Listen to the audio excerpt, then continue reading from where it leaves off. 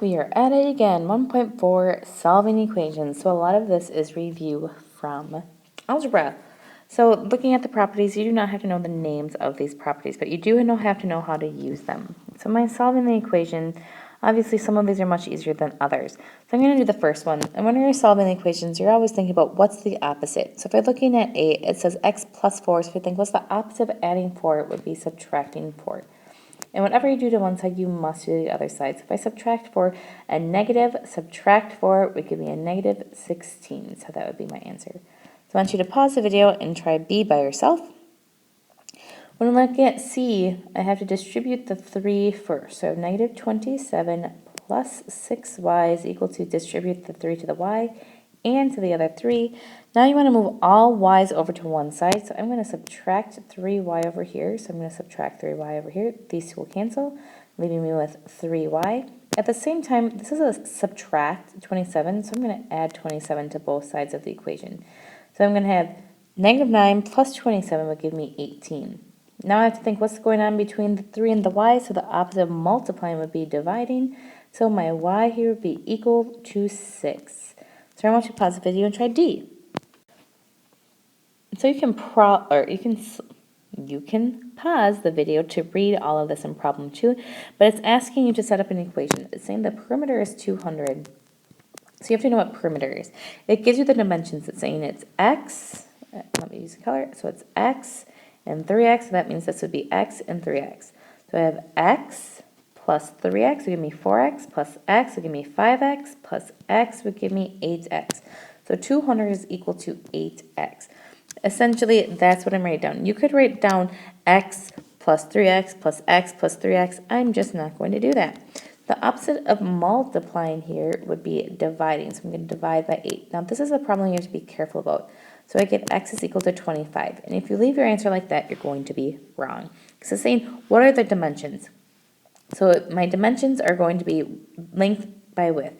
So x is this first one, so it'd be 25 meters by 3x is the second one, so it'd be 3 times 25, which would be 75 meters. So on this next page, it's the same type of thing. You're solving this and you're going to be saying always or never. So I'm going to do A and B, and then you're going to do C and D. So first, if I solve these, I'm going to actually combine these two like terms and these two like terms on each side. So I have 3x, 11 minus 7 would give me plus 4 is equal to, this will give me 3x plus 5. So first thing I'm going to do is subtract my x's. So my x's cancel, and now I have 4 is equal to 5. Well, 4 is not equal to 5, so this will never, ever, ever be true.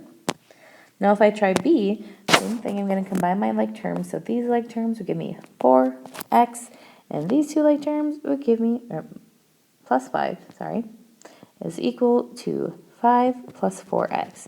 I'm going to subtract my 4x, and I get 5 is equal to 5. Well, 5 is equal to 5, so that will always be true.